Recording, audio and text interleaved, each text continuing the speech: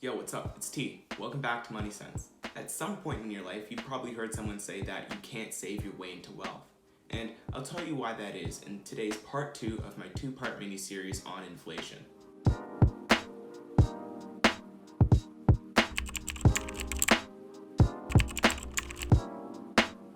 If you haven't already, make sure to go check out part 1 before you watch this video. In part 1, I explain why we can't print more money, I look back through history, and I compare money to Dior Jordan 1 sneakers. So, I'll give you a second to go check it out. So now that you've watched part 1, let's get into part 2. In part 1, I talked about hyperinflation, an extreme case where the prices of goods and services skyrocket in a short amount of time. Typically, hyperinflation is when the prices of goods and services rise by 50% or more each month. For example, when something costs you $100 in January and then $150 in February. At the end of part 1, I hinted that this type of thing is happening all the time, and it is, albeit in a much less extreme form. This is what we call inflation. For those who don't know, inflation can be defined as the decline of purchasing power of money over time as the prices of goods and services increase. So now that we know what inflation is, let's look at why it happens. The root cause of inflation is that each year, the amount of money circulating throughout the economy increases. You might hear this amount of money referred to as the money supply. Money supply is generally controlled by central banks, so the Federal Reserve in the United States and the Bank of Canada here up north. These monetary authorities can increase the amount of money in the economy either by printing or creating new money and giving it out to individuals, or by legally devaluing the currency, or more commonly, by loaning new money into reserve assets through government bonds on the banking system. In these cases where the money supply increases, the purchasing power of money decreases. Each dollar can buy less and less of what it used to be able to buy. How it causes inflation can be classified into 3 categories: demand pull, cost push, and built-in. Demand pull and cost push inflation work on the balances of supply and demand, so if you need a refresher on supply and demand, I'll leave a link in the description. Demand pull inflation is when all of a sudden people have extra money to spend. Kinda like the stimulus! And since they have extra money, they want to go out and spend it, increasing the demand for goods and services. If demand goes up and supply can't keep pace with it, businesses can start charging more for each of their products, which is how prices can climb. And prices climbing is just what we call inflation. So now let's look at cost push inflation. Cost push inflation happens when there's an increase in the cost to produce certain goods and services. These extra production costs can be caused by increases in the prices of raw materials or by increased wages. If demand stays constant, these extra costs are passed on to the consumers in the forms of higher prices. We can actually see this happening on the real estate market right now. The price of lumber had gone up, which makes it more expensive to build new homes. Developers then pass those extra costs on to consumers, which is part of the reason why we've seen the price of real estate climb in the last few months.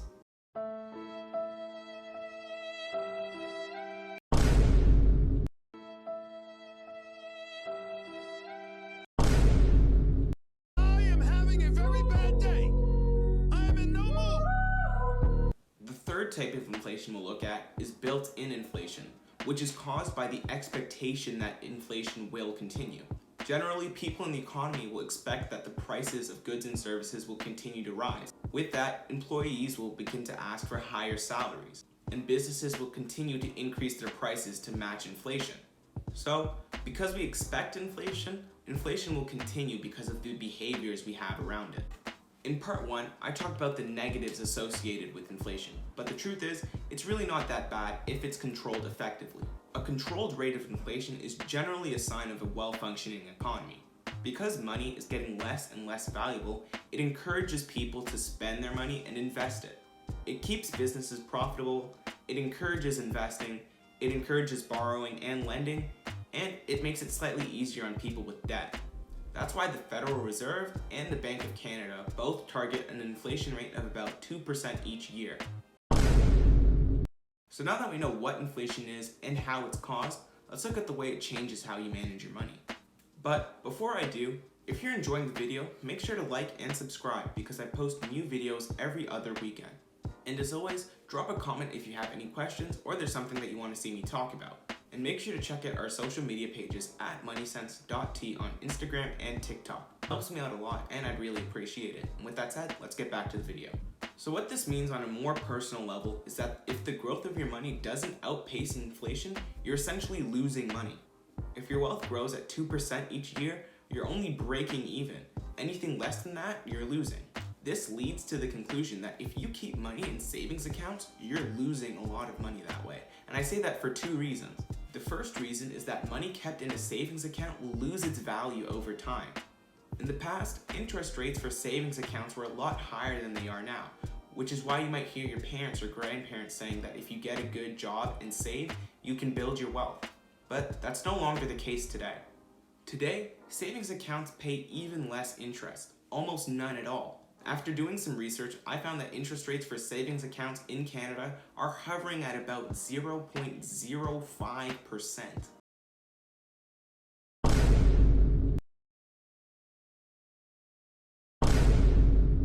Meaning, for every $1,000 saved in your bank account, you will earn a grand total of 50 cents. But what's more important to consider is this after inflation adjustment.